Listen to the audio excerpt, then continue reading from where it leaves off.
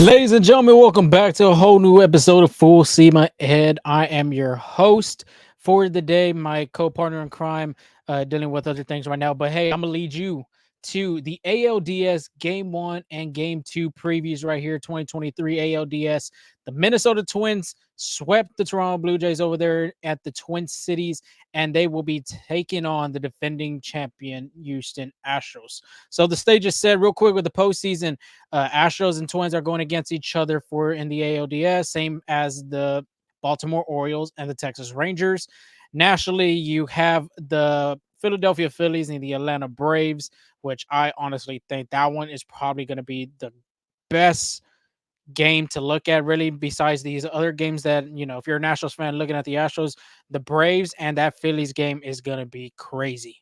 And then lastly, you got the Dodgers and the Diamondbacks. The Diamondbacks shocked the world and defeated the Milwaukee Brewers. I know it busted my bracket, it busted Angels' little postseason bracket, but hey, all the teams in the NLCS, ALCS is still up in the air. Maybe we do get that correct, and we'll see 1 and 2 seeds going against each other. But title episode 135, like I said, ALDS Game 1 and Game 2 previews of the division series. But intro, I want to let y'all know we're going to be talking about the observations at Astros practice, the ALDS pitching previews, which the Minnesota Twins have yet to still say who they're going to throw in Game 1 and Game 2. But I'm firmly believing that's going to be Joe Ryan in Game 1 and possibly Pablo Lopez in Game 2. He'll be on normal rest days. Next thing you know, we'll have the predictions on the Astros 26-man roster. That will not be set until Saturday morning. And then lastly, my predictions. I got Angels predictions on the series against the Minnesota Twins. But before we get started, observations at the Astros practice. I was there. I was able to look at what was going on. Pitching, pitchers were doing their PFPs usual. Hitters were doing their batting practice as well. Pitchers were doing their strength and conditioning kind of things, throwing bullpens. But honestly, looking at everybody's demeanor and looking at everybody's body language, everybody looked loose. They just looked loose. Vibes were immaculate. I mean, everybody was laughing, dancing, talking, messing around with each other. It just looked like the boys just playing baseball. And that is good. They looked like they're comfortable. They looked confident going into the series against the Twins, which is going to be a good series, I'd say. I'll put my predictions later on. But like I said, PFPs, you had Luis Garcia participating. He did not throw, but he participated still just to get the work in. You had Ryan Stanek, you had Ryan Presley, Phil Maton, Framber Valdez, Jose Urquidy. Those guys were able to participate in PFPs. If you don't know what PFPs mean, it is pitchers fielding practice. Not all pitchers are athletes, but there are some in this league. And defensive wise, you had Alex Bregman, Greg Kessinger at third. You had Jerry Pena at short. You had Mauricio Dubon in second and Jose Altuve second. You had first base. You had John Singleton and Jose Abreu. Mauricio Dubon did get some work in the outfield as well with the outfielders. Jordan got some work. Michael Brantley got some work. Jake Myers, Kyle Tucker, Chas McCormick. So we'll be looking into a little bit deeper into the podcast, but batting practice as well was taking place. Listen, I'm gonna say right now, Michael Brantley looks locked and loaded. They were doing some live batting practice, which I'll talk about the pitchers and hitters that participated, but Michael Brantley just looked like a professional hitter at the plate.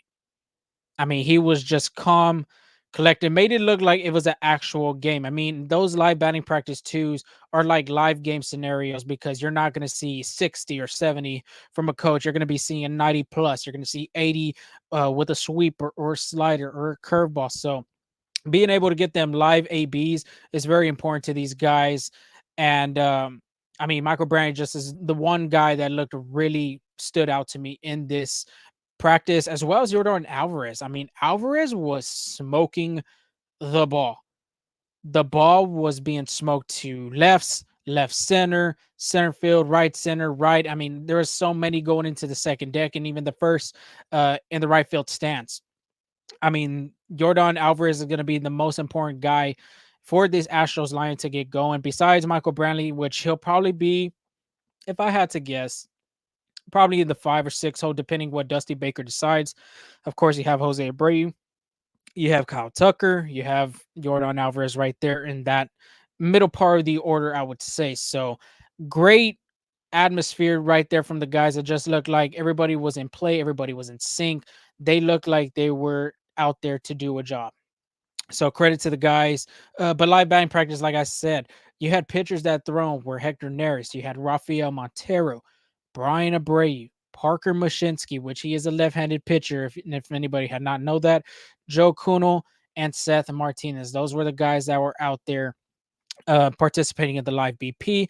Your hitters, on the other hand, Jose Altuve, which he looked really good at the plate too as well. Michael Brantley, like I was saying before, Jeremy Pena, Chas McCormick, Alex Bregman, Yainer Diaz, and John Singleton. These live batting practices are very important to these guys because, like I said, you're not going to see 70, you're not going to see 60 from your pitching coaches. You're going to see actual pitchers throwing 80 plus, 90 plus. And I mean, I'm already sound like a broken record. I just said that already, but it's just the importance of getting those live ABs in. You're able to recognize what pitch is coming. The plate discipline's important. The plate vision's important. All those things come into account when you're at the plate during these live BPs. Chas McCormick had said, all to the media, he was saying that, yeah, we had some days off, which it was a well needed week off for these guys. I mean, we talked about in our last episode that the bullpen was a little, tax, starting pitching as well. A lot of players just need some rest. You got to remember, these guys played all the way to November, I believe, in that World Series in 2022. So best believe. And then also as well, too, to mention the 2023 World Baseball Classic. Some guys participated in that tournament. So very important for this guys to get that week. But back to where I was saying with Chas McCormick, I mean, he said it himself better than anything. He said getting these live batting practice opportunities against these pitchers, against like guys like Hector Neris, who's been one of the best relievers in the game, and well, at least this season, Brian Abreu as well. Getting these live ABs was very important to this team, and it just shows with the preparation if they look, if they're on point, if they need to work on something, mechanics, things like that. That's very important as well. Friday, we're recording on this on a Thursday, but today is Friday. If you're listening to this, there is going to be another practice. The Astros will be out there taking batting practice, fielding practice as well. The Twins also come into town, and they will be on the field doing their thing. So like I said, beautiful practice. Everybody just looked great. Everybody just looked like they were having fun. And that's most important for these guys is, yes, you got to take care of business at your ballpark. And even Chas McCormick also had said that they need to redeem themselves, not playing well at Minute Bay Park this season. And they got to do it here in the playoffs. But everybody looked great. Everybody was just vibe. Like I said, vibes were immaculate today. Let's talk about the preview now. Game 1 and Game 2. Dusty Baker had said it himself that Justin Verlander is going for Game 1 for the Astros, and Game 2 will be Framber Valdez's game, which is really, I mean, it could be debate. It could be debatable, honestly, because Framber Valdez has been the ace this whole season for the Astros, without Justin Verlander until they got him in the second half of the season for the trade deadline.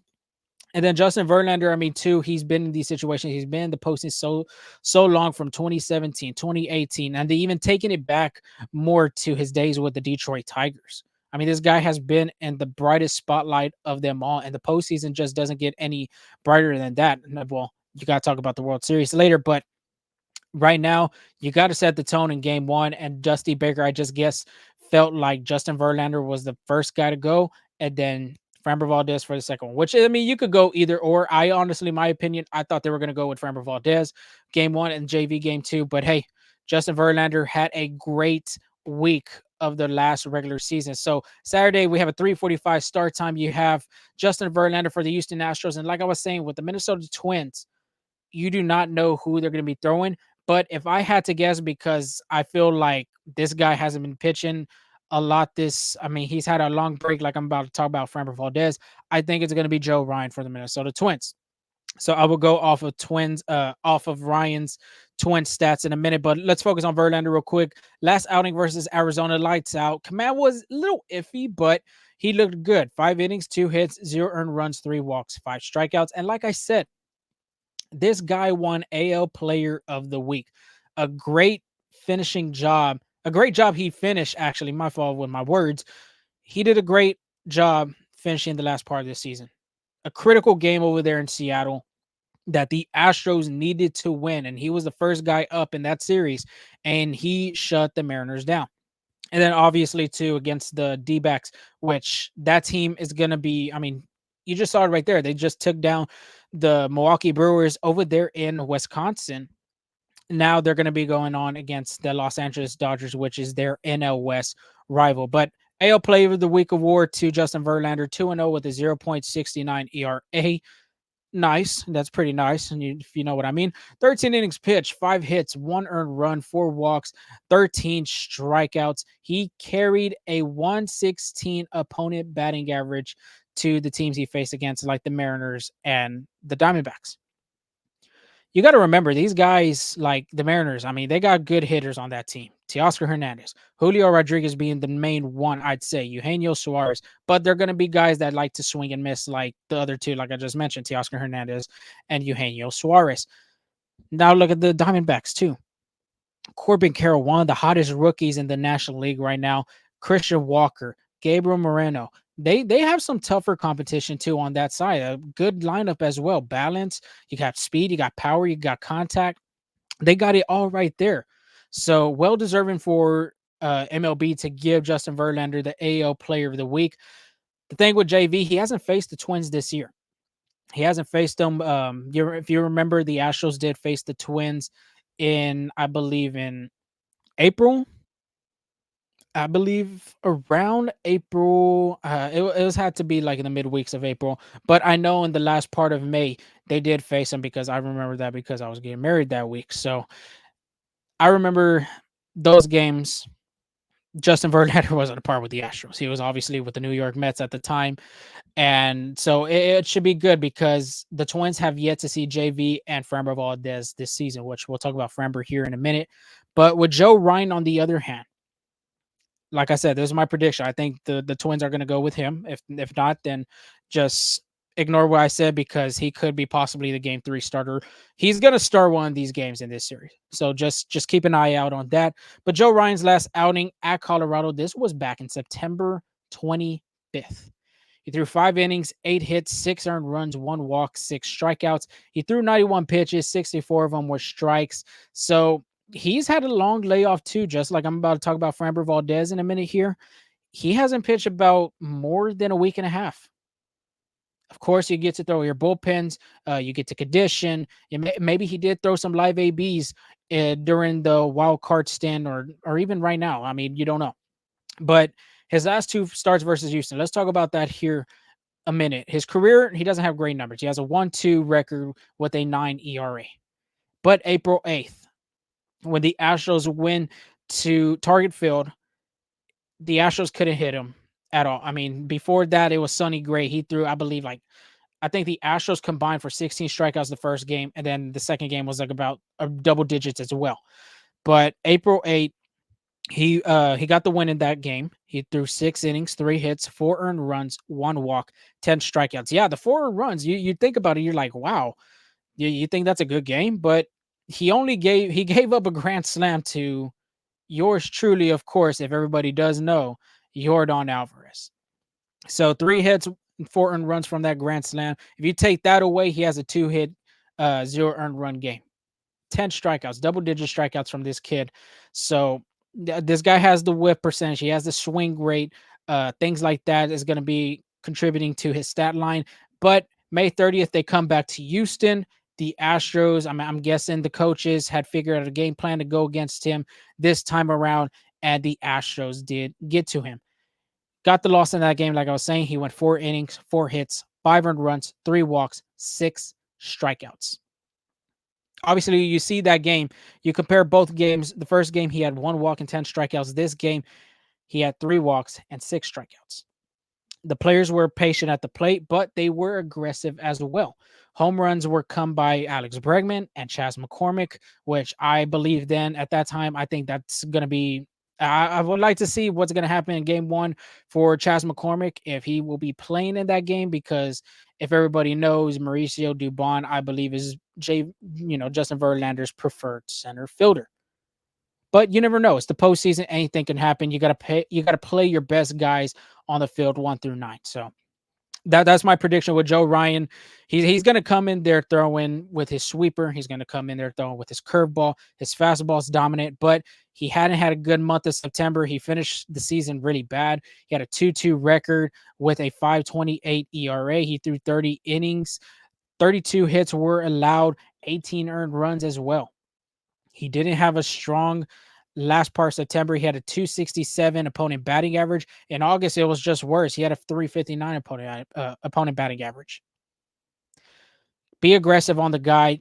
Yes, you at the same time you want to look at the pitches come into you, but if you could be aggressive and attack that fastball, which has not been good to him this last part of the month, by all means be aggressive on it. If not, take pitches. This team, the Astros, have a great team that has play discipline and play vision when it comes to swinging the bat. Michael Brantley takes a lot of pitches. Alex Bregman works the count.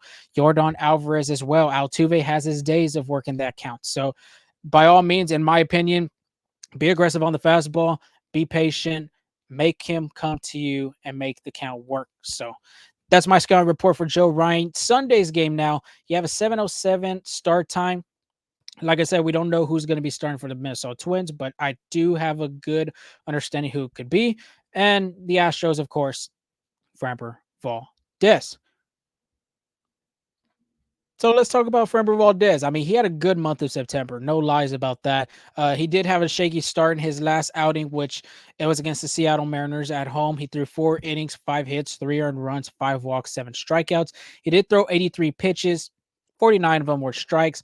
And if you remember in our last podcast episodes, when it in that Unplug Electric Factory, if you haven't heard it, it's on our YouTube channel. Of course, it's on our podcast platforms as well. The umpire was shaky for both sides. It wasn't just shaky for Framber Valdez. It was shaky. I believe Luis Castillo or George Kirby, one of the pitchers on the other side too. I mean, he wasn't given the calls that were in the part of the line of the strike zone, which usually those are given. But you're gonna have umpires like that, and it didn't help him. It just kind of he chuckled a little. If you looked at him, he laughed about it. But there was times that you could see it was getting to him, and mentally it wasn't. It was kind of draining him at that time. But like Joe Ryan, he hasn't thrown since September 27th to that game against the Seattle Mariners. And when it comes to Sunday for that game 2 of the ALDS, it would be a week and a half since he has pitched. From that time frame. So, like I said, with Justin Verlander, he hasn't faced the Twins this year as well. But you got to be optimistic about Framber Valdez in the postseason, at least from 2022. If you take away 2021 and the other years, well, 2020 he had a good year as well.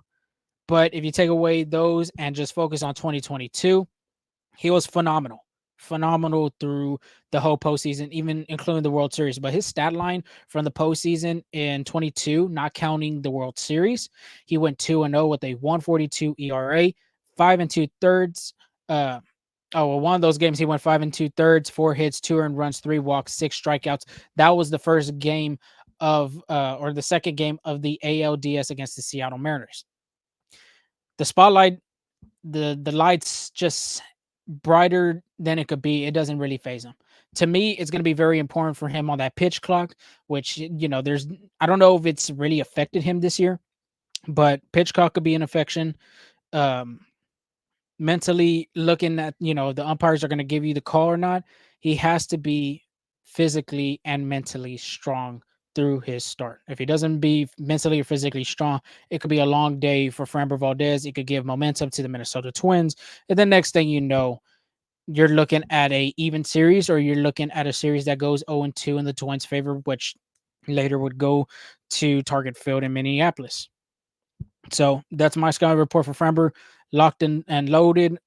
Don't be phased out of the moment. You've been there. You've done that. You pitched in the World Series. You got to be physically and mentally strong. So, like I said, to be announced with the Twins pitcher on game 2, no one knows, but there is a firm belief that, the Twins beat writer, he had some scenarios for game 1s and game 2s. There's a possibility that Pablo Lopez could go game 2 on full day's rest. Pablo Lopez He did have a start in the wild card game, which was a crucial start for the Twins. If you get that first game in, you're in the driver's seat. Honestly, you have that game two cushion. If you don't win, then you got game three. But Pablo Lopez, full confidence. He even said, the pressure's the privilege. Going over there to Target Field with a Johan Santana jersey, who had played with the Twins. They had that drought of 18 games of not winning in the postseason. I believe it was in 2004 that was the last time they won. The last time they won a series was in 2002. So Pablo Lopez took advantage of that as motivation, boosted his confidence. Like I said, that's what came out of his mouth. Pressure is a privilege, and he's going to come to Minute Maid Park, which in the postseason the juice box is rocking. There's sometimes there's days that it's not, but majority of the time when you go to Minute Maid Park, the fans are going to be behind your back, trying to get you out of your groove and things like that. But Pablo Lopez, let's talk about him real quick. Let's start versus Toronto. He looked good. 5 2/3, 5 hits, 1 earned run, 2 walks, 3 strikeouts. Just like JV and Framber Valdez, Pablo Lopez, on the other hand, hasn't faced the Astros since 2022 with the Miami Marlins. So he hasn't faced the Astros this year, being in a Twins uniform. In the game against Toronto, he did throw 93 pitches. He threw 62 of them were for strikes. Let's break down those pitches he had thrown. 40 of them were the four-seam fastball. 30 of them were being the sweeper. 14 was the changeup, or el cambio, if you don't know that's Spanish for changeup, and then 9 being the sinker. So I wanted to deep dive into, see how George Springer, Kevin Kiermaier, Bo Bichette, Vladimir Guerrero Jr. See how these hitters, kind of faced them. I mean, it was a right-handed heavy lineup going against a right-handed pitcher. So all these stats I'm going to read to you are balls in play. 11 four-seam fastballs. He's averaging about 94 to 97 miles per hour. 3 singles, 6 of them were outs, 1 strikeout, 1 walk. He had the sweeper going as well. 10 on the sweeper were in play. That's averaging about 84 to 86 miles per hour. 8 outs, 1 single, 1 strikeout.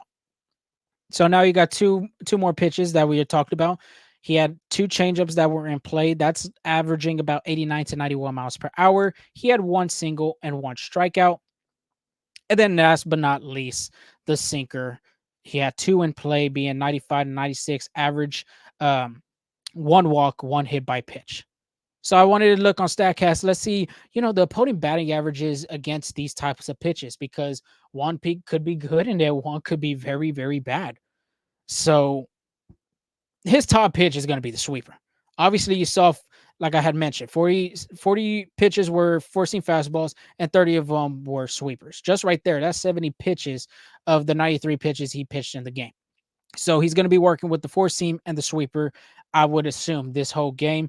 The opponent batting average for his four-seam fastball is a 268. The sweeper, best pitch. I'd say this is his best pitch. He has a 173 opponent batting average off that pitch throughout the whole regular season. Hitters have just had trouble finding on that pitch, swinging at that pitch, putting that pitch in a better scenario than having it in play in the outfield, being a fly out or a pop out into the infield, or a ground ball or rollover, things like that. So he's had very great success in that pitch. If you looked at the game against the Toronto Blue Jays, he is not afraid to throw that pitch to left-handed hitters. He will put a backdoor sweeper onto that outside part of the plate and make that umpire call that pitch a strike, or a ball. Ball is in the umpire's court at that point. But the changeup, on the other hand, 257 opponent batting average, and then the sinker, 278 opponent batting average. My thing for this guy, my scouting report, as I would say, feast off the four-seam fastball. Just like I was talking about Joe Ryan, you got to do the same thing. Be aggressive on Pablo Lopez and make him pitch that ball to you in the strike zone. Don't swing out of anything, as well as the sweeper. Don't spit on that sweeper that's going to bite down at the last minute or break onto the outside corner. as it tells away. Be patient at the plate. Don't chase.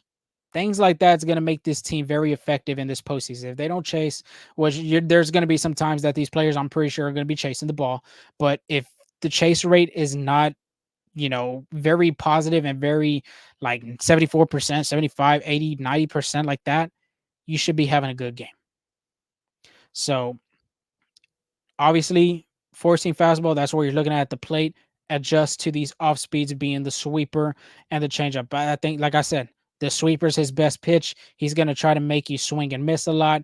I didn't get the swing and miss numbers. I wish I should have. I could have done that. But like I said, forcing fastball, be aggressive, attack the ball, really put the pressure on the team, put the pressure on the defense and make some plays. Jorge Polanco at third. I'm not sure if Royce Lewis is going to be playing third. He's been dealing with a hamstring injury, which game one was the Royce Lewis show. If you did not see that, and I had talked about it on our last episode. If Royce Lewis is healthy, this kid, I mean, if he even has runners on all bags, third, second, and first, and he's coming to the plate with a grand slam opportunity. He has 5 grand slams this year. That is crazy. But put the ball in play. Make this defense work. Obviously, everybody knows about Carlos Correa, about his platinum glove. The Astros know about his demeanor, his leadership onto that team, but put the ball in play, make that defense work behind him. So it should be an interesting series. I think it's going to be a great series. I'll have my predictions here in a minute. But speaking of predictions, let's predict about the Astros 26-man roster. The roster has not been set. Like I said, it will be set, I believe, on Saturday morning, like I was mentioning. And it should be interesting to see what the Astros are going to do. Either, have some pitching help, or they're going to, stick with another utility guy or an infielder, an outfielder, things like that. You got to, look at into. But real quick before we get started, Brian McTaggart, the Astros beat writer, of course, we're not even going to talk about that whole situation with the Texas Rangers and Chris Young about the party and, all that stuff. We're not going to get into that. That's old news. Brian McTaggart's a great guy. One of the best at his thing, best journalism. He's not classless. Let's just say that.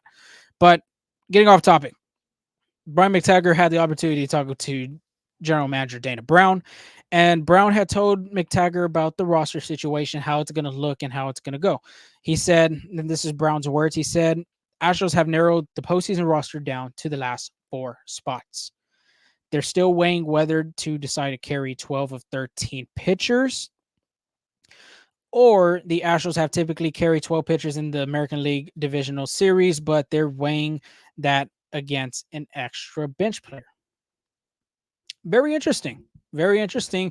Remember, this is Dana Brown's first time being the general manager with the Astros. Of course, he was with the Atlanta Braves. He wasn't a general manager, but he was the VP of scouting and things like that. So real quick, this is my predictions on the Astros 26-man roster.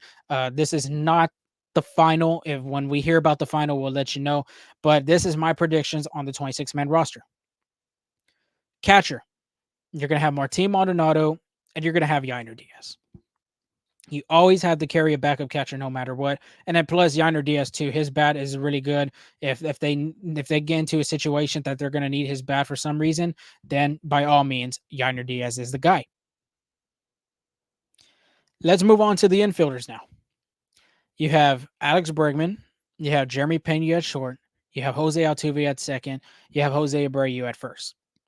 So these are my reserves. I feel like this is where the team's leading. I feel like there could be a player I'd say to put instead of another player, which we'll talk about here in a second. But John Singleton, he's going to be the backup first baseman. He's going to get in just for the fact that, yes, we need a backup. The Astros are going to need a backup first baseman just in case, something happens to Abreu, which knocking on wood right now that nothing happens. But of course, too, the lefty situation. He's a left-handed hitter. The Astros don't have left-handed hitters in their lineup. So besides, you're going to see Michael Brantley, you're going to see Kyle Tucker and Yordan Alvarez, who are going to be starting. You need a bench player just in case in a situation that Dusty Baker feels like he needs a left-handed bat in one of the game situations. My next one, which I don't really believe that he by all means, he could be in, he couldn't, but I feel like you could lead to another direction. But a possibility that Gray Kessinger is going to get the call to be to be an extra bench player for the infield.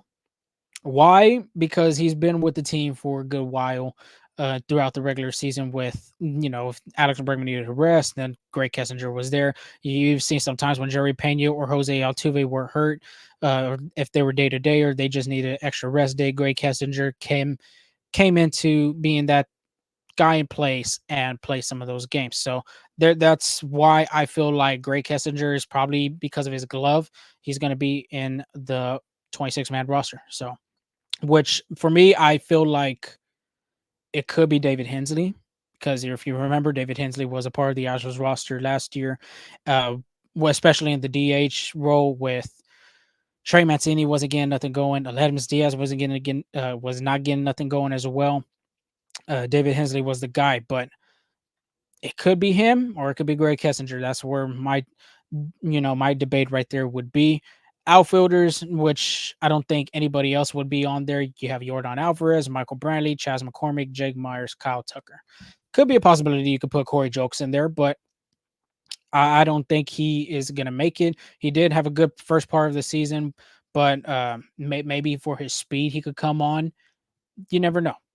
But that's my prediction. Starting pitchers, I say it's going to be Framber Valdez, it's going to be Justin Verlander, it's going to be Christian Javier, and J.P. France. Brian McTaggart had also sent out a tweet saying that Dana Brown had mentioned that Jose Urquidy is going to be working out of the bullpen. And speaking of bullpen, let's talk about the relief pitchers real quick. Jose Urquidy being one, Hunter Brown, Ryan Stanek, Rafael Montero, Phil Maton, Hector Neris, Brian Abreu, Ryan Presley. If I had to guess, if one of these guys were to come out and not be on the roster, I would say Hunter Brown. Nothing against Hunter Brown because he's had a good season, but the last part of September, it's been very rough for him. And we're not going to sugarcoat it or anything like that because it's been rough. It's his first full season on a major league roster. Of course, you remember last year he was brought up in September to be with the Astros. He was called up, but this is his first season. A lot of season highs, a lot of career highs and innings, all these other things that come into effect. But if I had to not one out, it would most likely be Hunter Brown. So real quick, but we'll talk about the 26-man roster one more time. You got catchers Martin Maldonado, Yainer Diaz, infielders Alex Bregman, Jerry Pena, Gray Kessinger, Jose Altuve, Mauricio Dubon, Jose Abreu, John Singleton. Outfielders Jordan Alvarez, Michael Brantley, Chas McCormick, Jake Myers, Kyle Tucker. Starting pitchers Framber Valdez, Justin Verlander, Christian Javier, J.P. France. And last but not least, the relief pitchers Hunter Brown, Jose Urquidy, Ryan Stanek, Rafael Montero, Phil Maton, Hector Neris, Brian Abreu, and Ryan Presley. Send us your thoughts. Send us your comments. Of course, we'll have our YouTube page out there. Let us know. What do you think? What do you predict? Which player has the more advantage of another player? Do you see this pitcher being better than this pitcher? You got Seth Martinez. You got Parker Mashinsky, which the Astros don't have a left-handed reliever in the bullpen, but you've seen prior years, even last year, that they didn't carry a left-handed reliever in that bullpen. So let us know your thoughts. Let us know if you have a particular player in mind that could be on the roster that I did not predict. Like I said, this is my prediction. This is my thoughts. When we get a full 26-man roster, we'll post it and we'll let everybody know what's going to go on. Last but not least, we have the predictions on the series of the ALDS series. Obviously, if you had seen our predictions of the postseason, we have the Astros going most likely seeing if the Astros could do back-to-back World Series champions for the first time since the 99 2000 Yankees, I believe. It's possible. It's very possible. You never know, especially in this game of baseball. But for the predictions, I'm going to say the Astros in 4. Minnesota's a good team. I'm not going to say they're not. But if I had to pick a weak link in their organization right now, I feel like I'm leaning towards the offense kind of point. The Twins struggled too with runners in scoring position against the Blue Jays in both those games. Game one, they only scored 3 runs. Like I said, it was the Royce Lewis show. By all means, I'm happy for him because he's been battling a lot of injuries throughout his journey through through MLB. Number one pick for a reason. Shout out to him. Besides talking about the Astros and things like that, but just the story about this guy, it's phenomenal. If you haven't gone to look at him, I would recommend you looking at Royce Lewis. So anyway, getting off track. Game one was the Royce Lewis show. Game two, they only scored 2 runs. One being off of Carlos Correa's RBI single, which I honestly felt like Bo Bichette had a play on it if he was playing a little bit more towards the bag, but obviously it didn't go that way. Got an RBI off of that. And then Willie Castro for the Twins hit into an RBI double play. So in the total runs in this series, they only scored 5 runs. I'm not going to say their offense is bad because their offense is, it's very decent. Carlos Correa has that experience in the postseason. Royce Lewis looks like he's starting to swing the bat very well. Jorge Polanco, you can't sleep on him because he's had a great second half of the season for the Twins. Max Kepler, you know about him. He has some pop in him. Alex Kirilloff.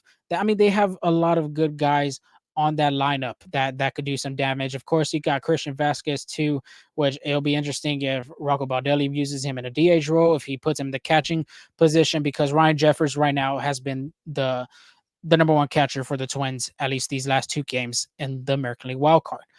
So that's why I kind of give the Astros that advantage of saying the Astros in 4, just because of the Astros offense. There's no secret how the offense has played through the season. They've struggled with the runners in scoring position, but when this team gets going, they get going. You see them score 8 runs. You've seen them score double-digit runs.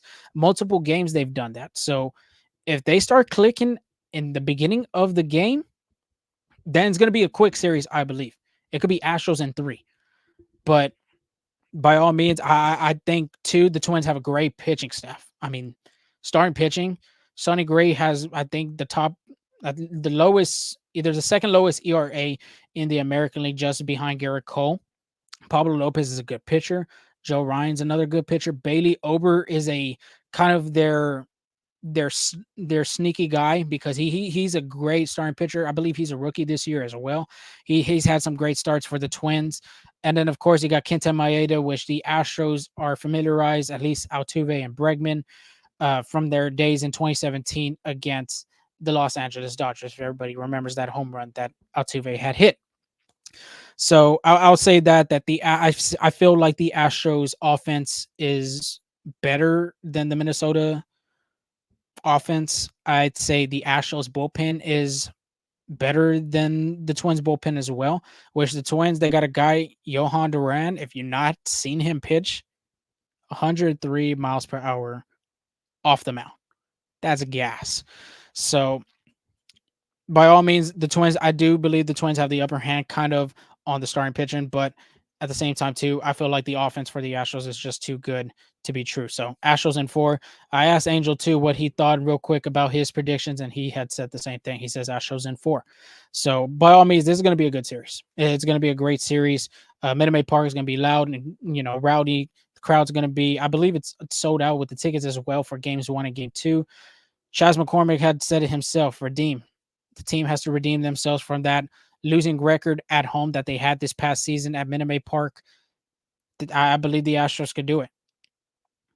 You've given these guys enough rest, which, too, rest could be an effect that, not seeing a lot of pitchers pitch, but at the same time, too, these guys have this postseason experience now. No doubt about it. Yordan Alvarez, Kyle Tucker, Alex Bregman, Jose Altuve, Jeremy Pena, ALCS and World Series MVP. Like I said, my X factor is going to be Jose Abreu. If he starts hitting in the middle part of this lineup is going to be dangerous in the American League. That's if he starts hitting. So we'll have to see about that. Of course, this was our game 1 and game 2 preview. We'll give you the recaps for those games, and as well, we will give you the preview for game 3.